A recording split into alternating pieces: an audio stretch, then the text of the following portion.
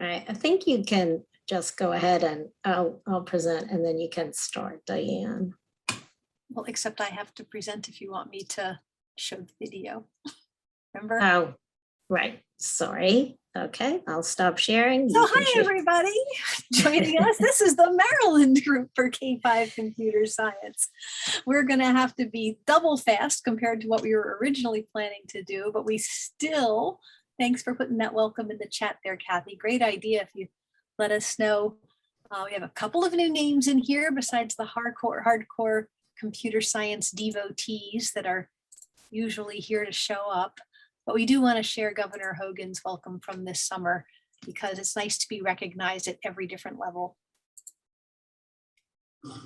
It's an honor to be joining you virtually for this special event of the Maryland Center for Computing Education. Thank you to all the teachers, district administrators, and supporters here today who have made this program such a great success. Maryland is proud to be the cyber capital of America, with some of the leading cybersecurity institutions and IT industry leaders. The demand for a robust STEM workforce in Maryland has never been higher, which is why the mission of the MCCE is so critical. It's thanks to you and your efforts that our educators are better equipped to prepare young Marylanders for the jobs of the 21st century. Thank you. So as you can see, there's always a connection in Maryland. When they think about computer science, they think about cyber right away, and workforce and IT and STEM. And all those things definitely go together, and elementary is a great place to start it all. So now you should share, Elissa. Okay, sorry about that. Now my computer. Everybody follow Kathy's lead. Put a hello over there in the chat. Okay.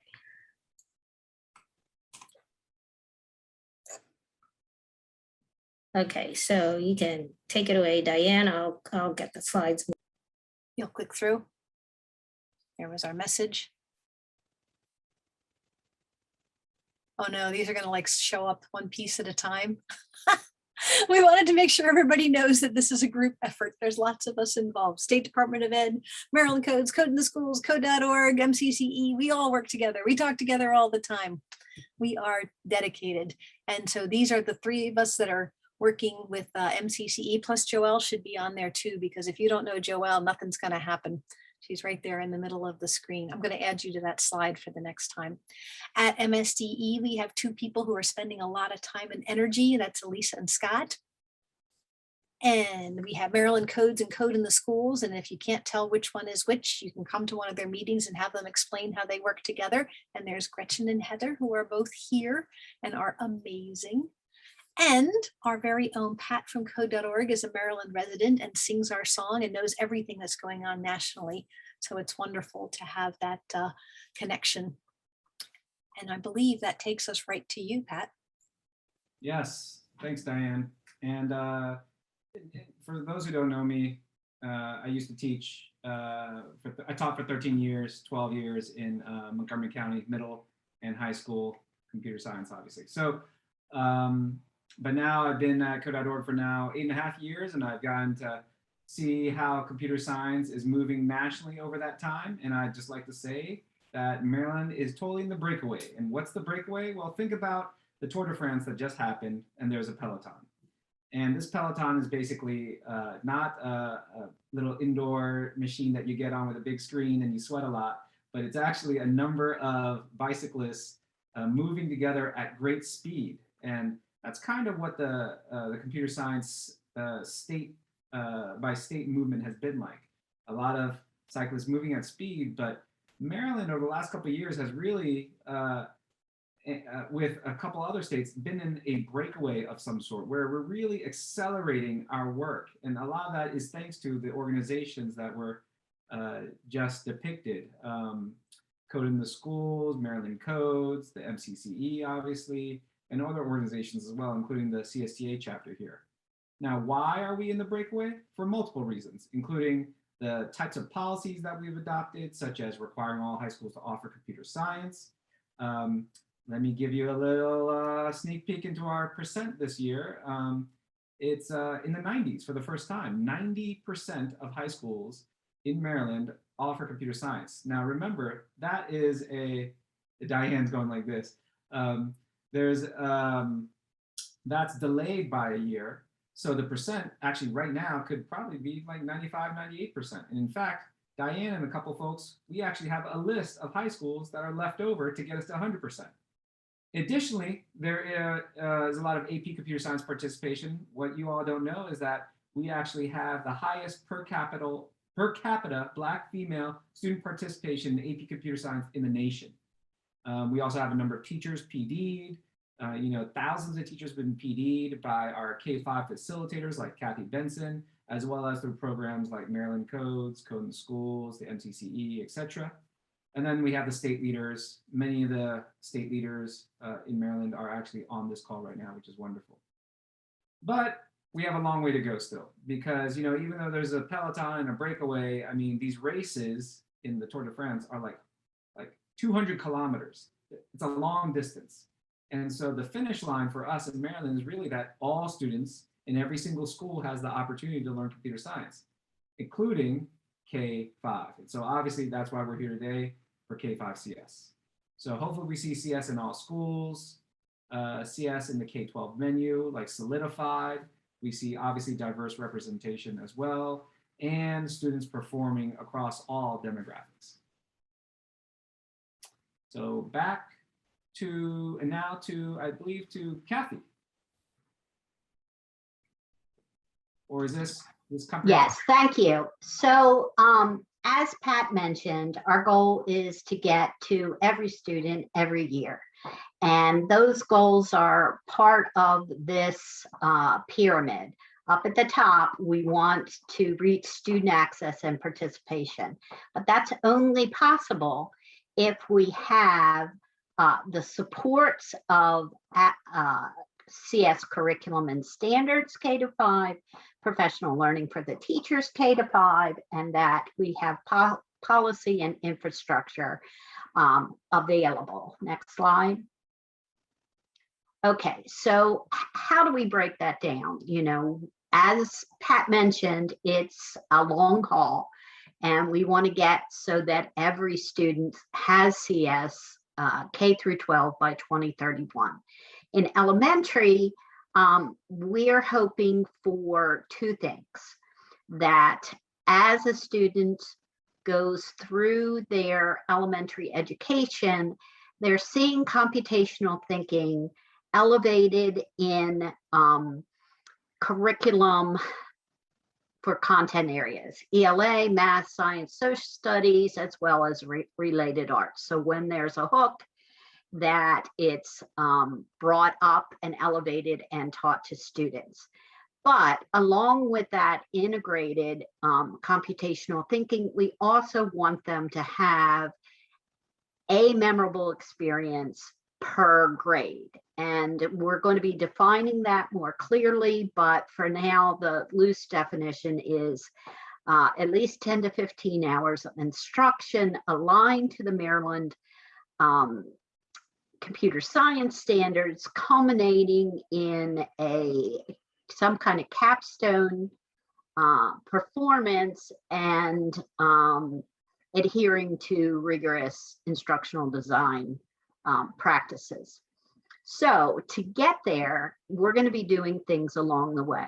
So if you look at the bottom of this slide, what we're saying is we have in existence a Maryland Elementary School Computer Science Coaches Program. We have 22 out of 24 states districts represented. We want all the districts represented, and we want to expand it to a level so there is one coach for every 20 schools, and we need to do that for the next step.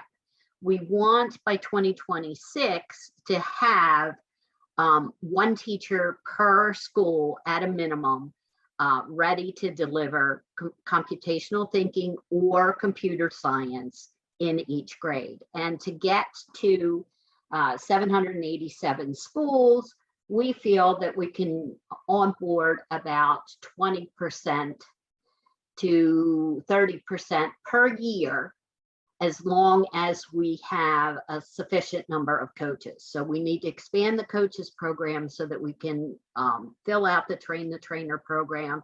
So by 2026, there's a person in every school teaching computer science. Next.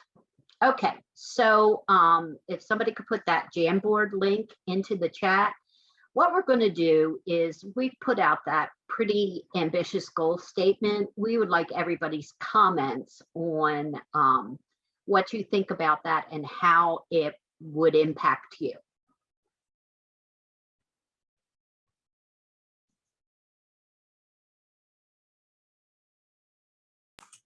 So we don't have a very long time. So if somebody can look at the Jamboard and maybe we'll just continue, or if somebody wants to unmute and give a reaction, but I don't want to spend too much time, just please put your reactions and thoughts in the Jamboard and we will give you this slide deck to look at, but we just want to keep moving so you get everything we'd like you to see. Oh no, it's view only. Oh, okay, I'll try to work on that.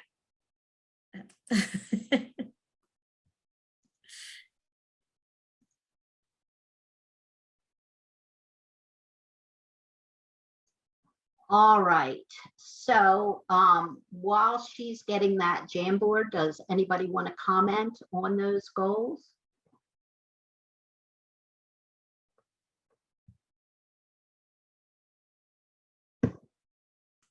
Let's let just Pat go ahead and take it away.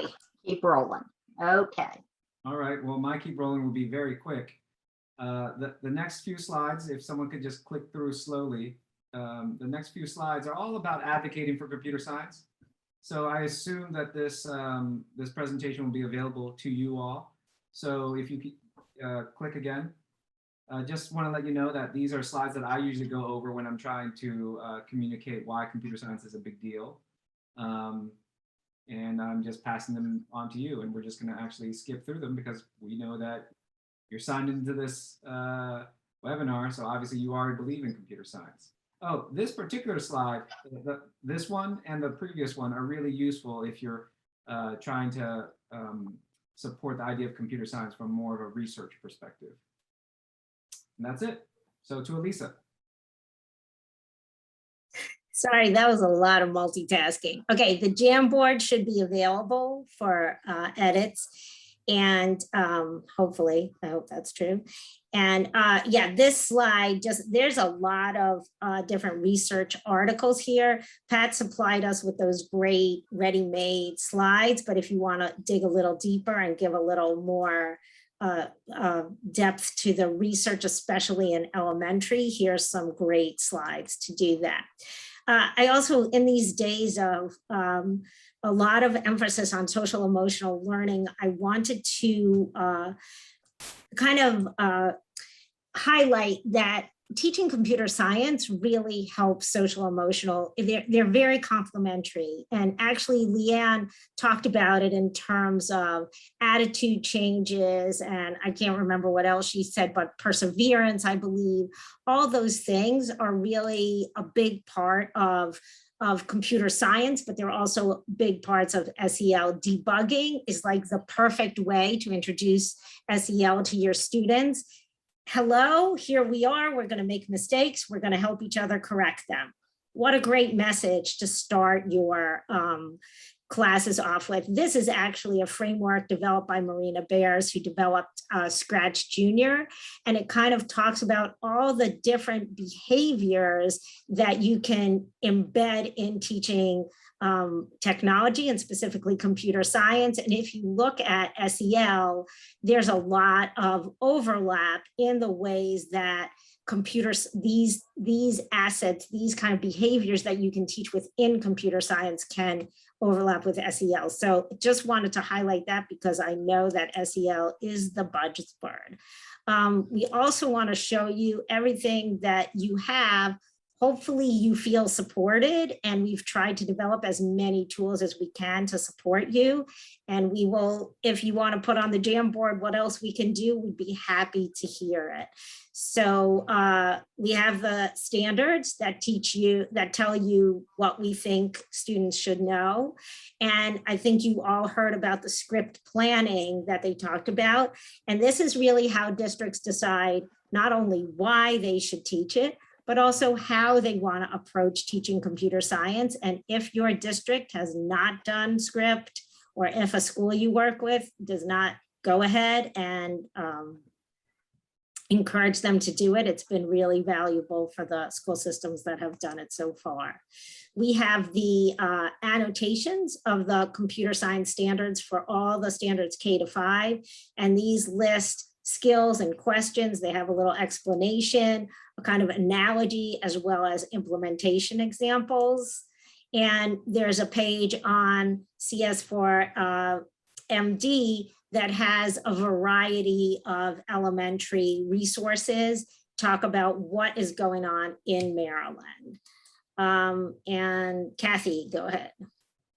Okay, so as I mentioned, the Computer Science Elementary School Coaches Program is basically to start that tribe of vanguard gurus, champions for computer science. And through that program, there's professional development, there's resource sharing, there's networking, and it's going to be the infrastructure that helps us grow to train the trainer to train everyone who needs to be trained. Next slide. This is a link to something we call ECSNet. ECSNet is a lesson repository that's searchable by grade, subject, and then you could search by standard or concept. And depending on your purpose, you may want something that you can teach next week. So you would click that you wanted vetted things, or you may be looking for, okay, I'm writing a curriculum, and what are some other ways that I could teach networking and internet. So it can be used by you as a resource as you roll forward. Next slide. Is this me again? Yes, you again, Elissa, thanks. Okay, so John mentioned that there is this kind of dashboard of for elementary. There's also the code.org dashboard that shows where schools are, what they're doing, how they're doing. And one of the things that we'd really like to do is collect some data. They actually talked about it, and something that we've been working on is actually trying to get national course codes for elementary computer science. But in the meantime, we still need the data. And so if you would like to go on and do that, the goal setting on CS Elementary, that would be great. Otherwise, please feel free to email me and just tell me where you are, what you need, what you're doing, you know, what supports you need, and also who's doing what in your school, who's doing what in your district. We are going to be, as Kathy said, recruiting some additional elementary coaches so that our ratio is at least we have one from every school district, and there is one for every 20 elementary schools. That's our goal. So if you have any kind of recommendations or nominations, let me know. We'd love for you to promote the family code nights. It's actually very cool that they have all these different ones now, so you don't have to do the same one over and over. Please think about CS Ed Week, Hour of Code. Code.org has amazing resources, and do not hesitate to join CSTA. The national membership is free, and once you join the national organization, it is free to join the Maryland organization. There are monthly meetings. There's all kinds of support and resources. I think you all know about the PD that's offered through MCCE. think about expanding CS in your school or your school system just a little bit. Let us know what you're doing. Set attainable goals. Please don't say that we're going from 0 to 60. We'd love to support you, but what we've seen is that encourages burnout. Go little by little, take baby steps, and that's where those Code 5 videos are great. They're a great beginning, a great support for a teacher who's nervous. Code.org, the Code.org courses are also very friendly to teachers who are nervous. And so they're a great way to start. For some of you are farther ahead than that, and we'd love to know how we can support you wherever you are in this journey. I think it's Heather's turn. Yeah, thank you, Elissa. And absolutely echoing everything that has been said. And we just wanted to have a slide here so that when you do, and the slide deck is in the chat, when you access the links, you can see, really, we are so excited that CSTA Maryland is, as you can see there, we have more members than any other state chapter. So woohoo to Maryland there.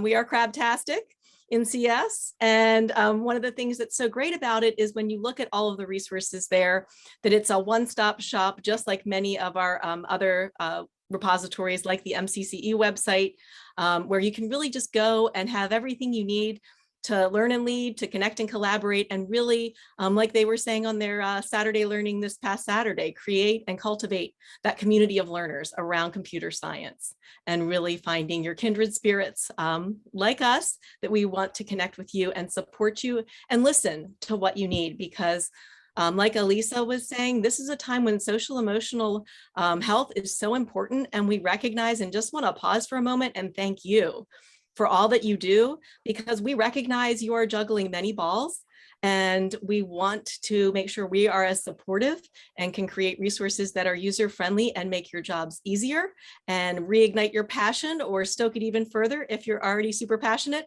and can really lift you up and provide things that you can turnkey and use with those you are working with. And so if you look at the next slide, the other thing we just wanted to do is encourage you to think about that with staying connected, and really not keeping it to yourself. If you've got ideas, no matter how wild and crazy, we want to make sure we hear them, because there's always options and opportunities there. And we love to be, like Kathy was saying, trailblazers. We want to be leading the journey, and we want to do it in an innovative way that makes sense in our changing times. And we are so excited that you are on the same journey that we are, to make sure that our Maryland students, especially with what was shared today, begin early to see themselves as those creators as well as consumers of computer science, that they have computational thinking experiences, that they have those memorable moments, and that they really can see that it's part of their identity to be brave, not perfect, to try, to fail and try again, and that failure is not a bad word. It's part of a learning process, and it's part of evolution, and it's part of life. And that will help them throughout their journeys in every content area. So you all are really that epicenter, that nexus, and we're so excited to be on the journey with you. So the last thing we'd like to ask you to do, because I know we're at 4:01, is to, if you were willing, let us know, put in the chat, or use our hashtags there, or handles, to let us know, what was your memorable CS moment? What was the part of your journey where someone really turned you on to experiencing computer science, your first experience? Because we're hoping that we can continue to find out what they were and make more of those memorable moments for all of our students and for our adults. So I think we're wrapping up and heading back right into the main. Oh, we have to go back. Okay. We thank you. We know you all are busy, and that you popped out of your days to join us this afternoon. We're so grateful. And please just put any comments or anything on that Jamboard. Hopefully it's public, or just email one of us. It's public, and there's Awesome. very nice comment in there, and I would love to keep that discussion going. Oh, Jen, I love, she put in the chat her memorable moment. I love that. I'm thinking about storytelling, so important, right? If we could compile some of these and really share what brought us here. Thank you.